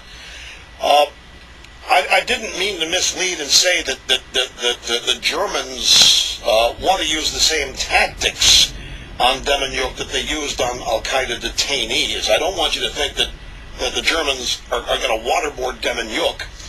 What the Department of Justice is saying is that regardless of what tactics the Germans may use, even if the Germans cause Demyanjuk to feel severe pain and suffering, this can't be torture, because the Germans don't intend to torture Demyanjuk. That is, you can't have torture unless there's an evil motive to torture, and the Germans, we're not going to torture him. Which is an adoption of the reasoning from John Yoo and Bybee. The CIA should not torture al-Qaeda guys unless they had a motive to cause them severe pain and suffering. If they didn't have this motive, it would be a complete defense to any claim of torture. So even if you inflict severe pain and suffering on someone, which is the statutory definition of torture, there is no torture unless the government agent is deliberately trying to inflict torture. And that was the position in the memos from John Yoo and Bybee. And it's now the Obama DOJ's position. You know, their memo said, we didn't torture these guys. Our intention was not to torture them. Here, we've got Andy McCarthy, who has done some great research work on this. He's on the air to explain this and clarify this, because I did not mean to say that the Germans are going to waterboard Demyanjuk. Hey, Andy, explain this to people in a way they can understand. Sure, Rush. The whole idea behind the Yoo-Bybee memos from 2002 was to avoid torture. The idea was to avoid having a situation where severe pain and suffering was inflicted on these guys. And what you and Bybee point out in the memo when they discuss the state of mind that you have to have for a torture offense is that when Congress passed its torture statute and when the United States ratified the torture treaty, what they tried to do was make it a very narrow crime. And in doing that, what they said was, you can't have torture unless you specifically intend to commit the crime of torture, which means you specifically intend to inflict on somebody severe pain and suffering. Now, did they write that to give anybody cover who was engaged in these interrogations? Well, that's the allegation from the left. My view of it is they wrote it because they were asked, what is the legal outline, the legal contours of torture? And you couldn't outline what the legal contours of torture are without saying that. And I think there's a lot of support for that view in the fact that only a year ago, the Third Circuit Court of Appeals, which obviously was not trying to create cover for the CIA, in a case that involved an allegation of violation of torture under the torture treaty, the Third Circuit Court of Appeals came up with the same analysis that you and Bybee came up with. They said that even if by sending this fellow who brought the suit back to his home country, and even if he had severe pain and suffering and even died from the fact that he couldn't get correct medical treatment in the place where he was going to be sent, that wouldn't be torture because the government didn't intend for him to feel severe pain and suffering. That wasn't the point of what the extradition was. Okay, so where we are here is that in terms of exporting or extraditing Demyanjuk, and he's objecting because the Germans are going to torture him. Our DOJ is saying, no, they don't intend to torture him, so they're not going to torture him, and they're using the same reasoning that they are rejecting in the U-Bybee memos. Exactly right, and basically what they're saying is, even if Demyanjuk does inadvertently suffer severe pain and suffering from however he's treated by the Germans, our government is satisfied that that wouldn't be torture, even if he's in exactly the pain he'd be in if they were trying to torture him, as long as they don't intend to do it. When you and Bybee said that, the left went crazy and said they're trying to greenlight torture. But yet this is exactly the position the Obama administration has taken only about 10 days ago. So now we have the story of the New York Times saying that we've looked at this, the DOJ's looked at this, we really don't think we ought to prosecute or investigate Bybee and Bradbury and John Yoo, but we really would encourage state bar associations where they practice to disbar them because we still want to ruin their livelihood. Well, that certainly looks like the way it's going. No one's actually seen what this draft report says, and obviously, according to these reports, there's a lot going on behind the scenes to try to affect the outcome here. But you do have to worry that all of this blather about criminal prosecutions under circumstances where there's obviously no torture case here legally could be a big feint in order to make them look magnanimous if all they do is refer these guys for bar discipline. And yet it would destroy these guys' lives professionally. Well, what are the odds that the bars in these states would follow through on this and issue any discipline? Are they afraid of the DOJ as well? Is everybody afraid of Washington now to the point that whatever comes out of Washington in terms of a suggestion or request is considered a demand? I think, Rush, that that's something to be profoundly worried about. I mean, if they can manipulate the Justice Department process in this direction, the bar associations tend to be left of center to begin with. This, if I might remind people about last week, this is specifically why you wrote the letter to the Attorney General, Eric Holder, declining the invitation to participate in some bipartisan task force going forward, right? Because, among many other reasons, one of the reasons was your opinion is going to disagree with theirs, and you don't want to be prosecuted down the road because you think they already had their process written, and in inviting you and others that may not agree with them was just a show. Yeah, especially given that the Attorney General last week in a speech in Germany basically said that the position I hold, which is that people should be held under the laws of war in Guantanamo Bay until the end of hostilities, is a violation of the rule of law. So I'm already on notice that he thinks my opinion is a law violation. So for me to go into a meeting as a lawyer and advise the Justice Department to do something that he already has decided is against the law would imperil me just the way that these Bush administration lawyers have been basically put in the crosshairs by giving a good faith piece of advice about what they think we should do on these national security matters. Talking with Andrew McCarthy, who is a writer, editor at National Review and National Review Online, and a former prosecutor for the U.S. Attorney's Office, Southern District of New York, which is Manhattan, and Andy led the prosecution team that convicted the blind sheikh, Omar Abdel Rahman. With people just tuning in, I wanted to know the voice that they were listening to. So, Andy, you've got some, as a lawyer and as somebody who's worked in the Justice Department, you're very much aware of the power U.S. attorneys' offices have, the Attorney General at DOJ. You look at these people from Holder on down and the way that they're conducting business. What are your fears? I mean, this just seems to like the tip of the iceberg here with the dichotomy or the feint, if you will, with the way Demyanjuk might be treated, and yet we want to destroy the lives of American lawyers who authored the very same belief system that they're going to use to extradite Demyanjuk. What else is going on that people may not know about?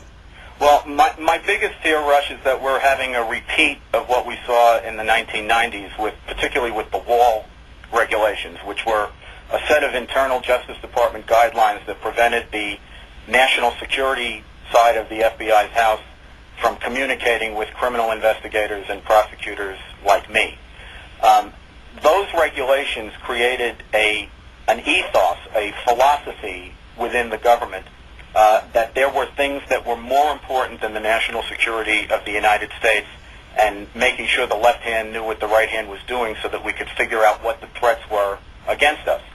And the feeling that it put in people throughout the government was that if you tried to do your job, if you tried to push the envelope, if you tried to protect the American people, if you tried to go the extra mile to figure out what the threats against us were, that could be professionally ruinous for you.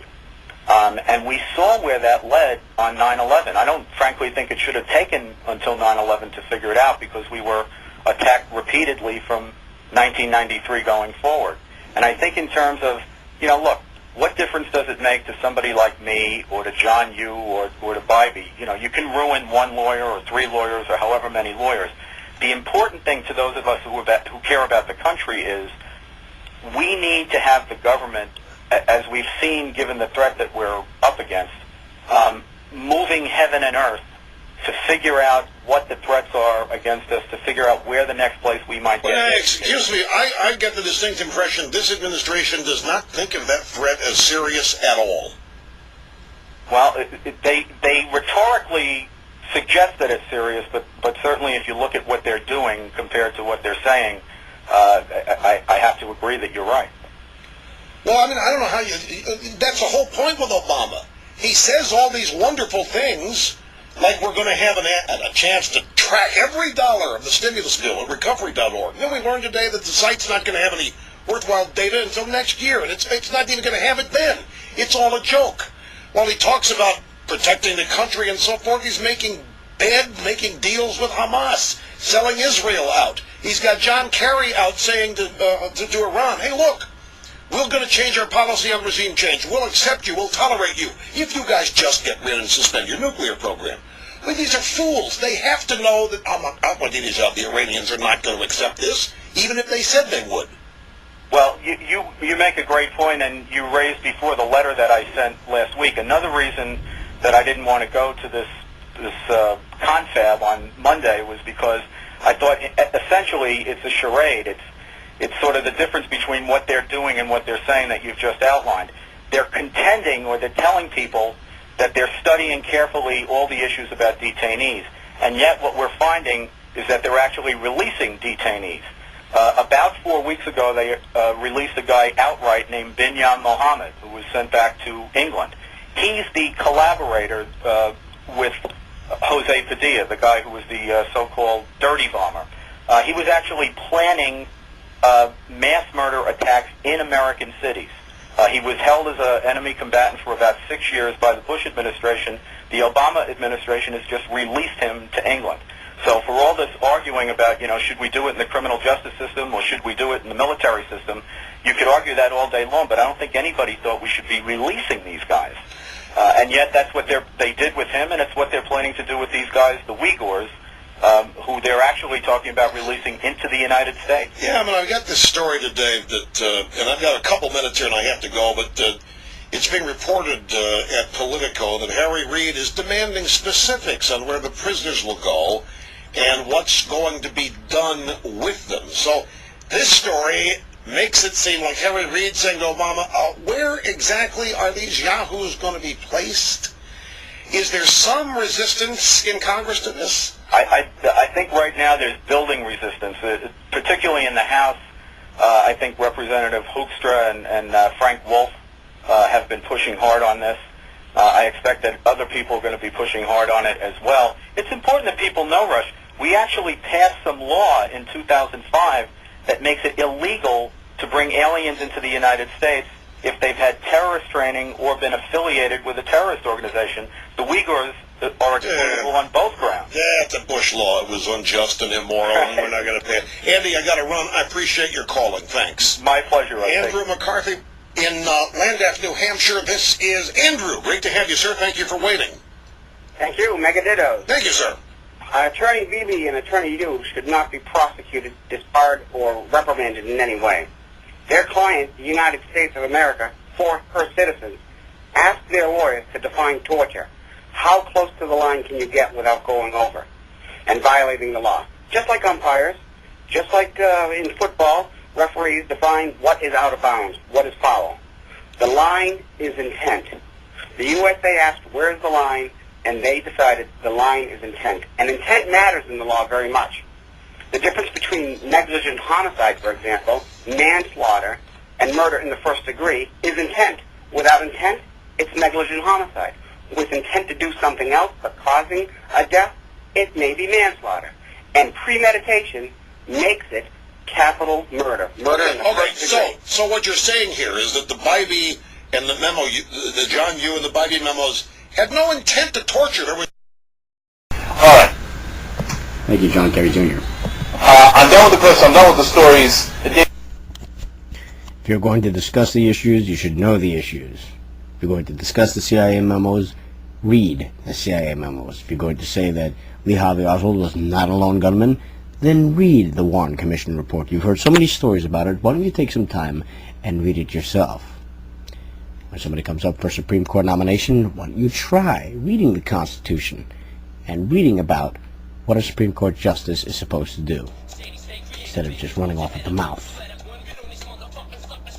If you are going to discuss the Patriot Act, I suggest you read the Patriot Act. Knowledge is power, and power is good. Power to the people. War in.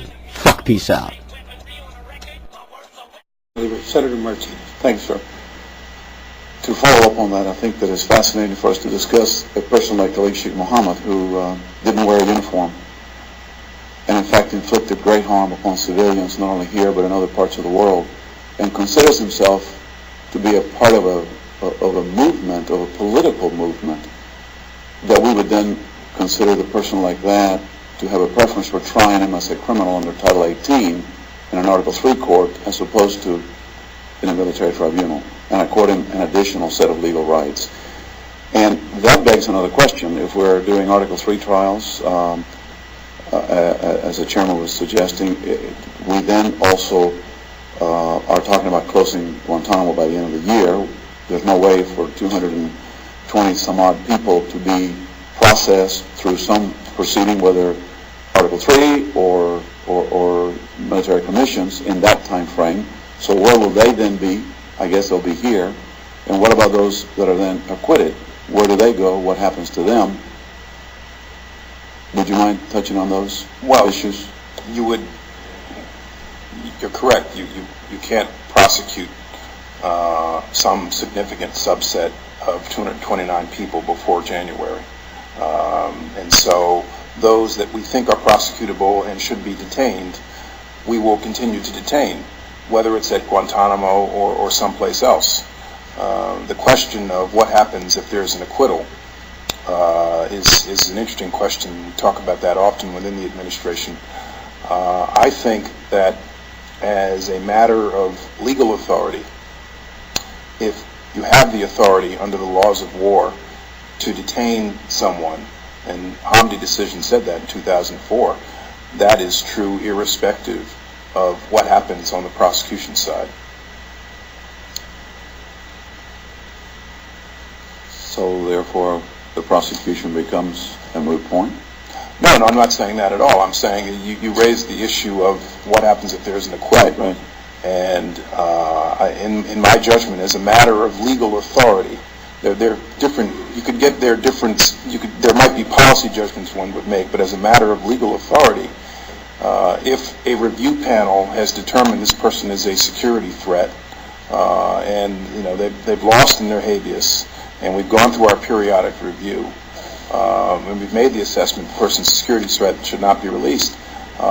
If for some reason he's not convicted for a lengthy prison sentence, then as a matter of legal authority, I think it's our view that we would have the ability to detain that person. Whether in fact that actually happens, I think would depend upon the circumstances and the facts of the particular case. But as a matter of legal authority, I think we have law of war authority, pursuant to the authority Congress granted us with the AUMF, as the Supreme Court interpreted it, to hold that person, provided they continue to be a security threat, and we have the authority in the first place. Well, since some people have complained about me eating during the videos, I'm going to now eat through every single video. I will be eating something right now. It's cake. Delicious. From Regional Magazine, Right, Jacob Sloan, July 9th, 2009. Sorry I haven't been able to get back to this sooner. I've been busy. It's a good take. Indefinite detention with or without trial. On Tuesday, the Senate Armed Services Committee held a hearing about legal treatment of terrorism suspects. The New York Times account emphasizes that Obama administration officials faced resistance from Senator John McCain from Arizona and other Republicans on the committee to the idea that people accused of ties to terrorism have a constitutional right to some sort of due process. Yet in exchange with Senator Mel Martinez, Republican of Florida, Defense Department General Counsel Jed Johnson said the president reserves the right to ignore the outcome of that process. Emphasis added. More cake.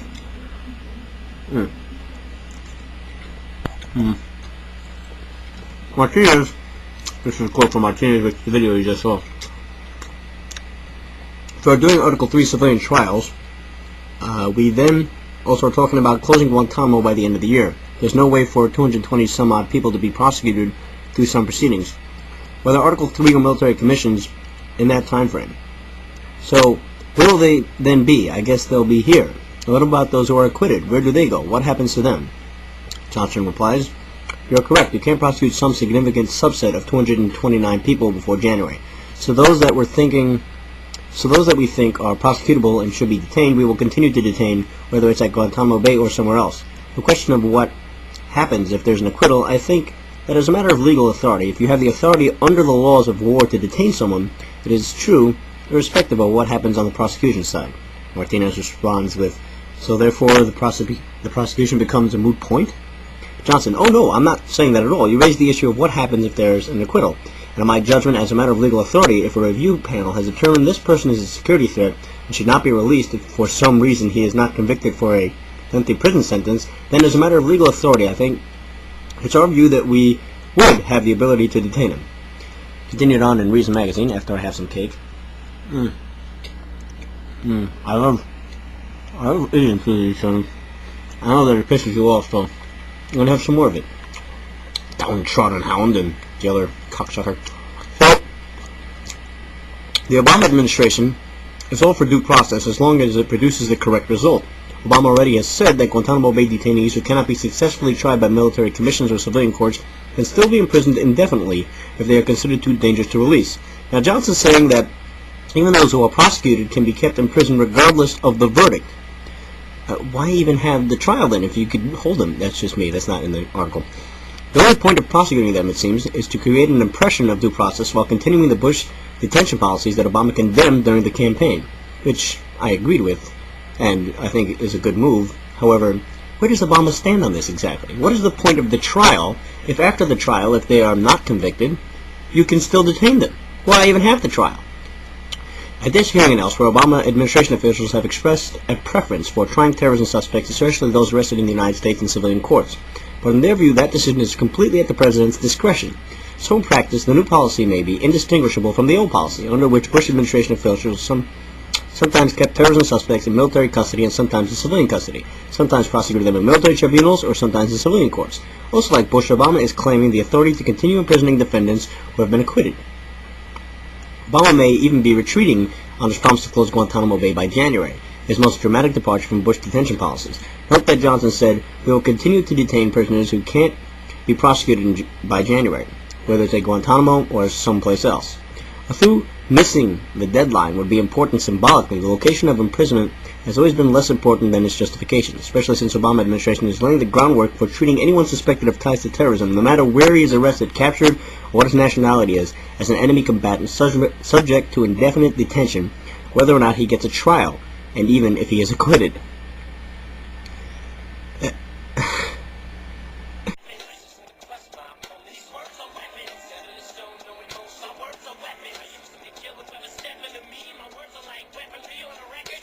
Stay creative, baby. Hold your head up. Don't you let up. One bit on these motherfucking suckers. You're a soldier. Get up. Stand up for what you believe in. Long as you breathing. They jealous of you, man. It's the only reason they beef. My words are weapons. Crush my opponent. My words are weapons. I never show no emotion. My words are weapons. I use them to kill whoever stepping to me. My words are like weaponry on the record. My words are weapons. I use them to crush my opponent. These words are weapons. Set in stone, no emotion. My words are weapons. I use them to kill whoever stepping to me. My words are like weaponry on the record. Shady stay creative, baby. Hold your head up, don't you let up. One bit on these motherfucking suckers. You're a soldier, get up. Stand up for what you believe in, long as you breathing. They jealous of you, man. It's the only reason they beef. My words are weapons. Trust my opponent. My words are weapons. I never show no emotion. My words are weapons. I use them to kill whoever stepping to me. My words are like weaponry on a record. My words are weapons. I just need to trust my opponent. These words are weapons. Set in stone, no emotion. My words are weapons. I use them to kill whoever stepping to me. My words are like weaponry on a record. Shady, stay creative, baby. Hold your head up, don't you let up. One bit on these motherfucking suckers. You're a soldier, get up. Stand up for what you believe in, long as you breathing. They jealous of you, man. It's the only reason they beef. My words are weapons.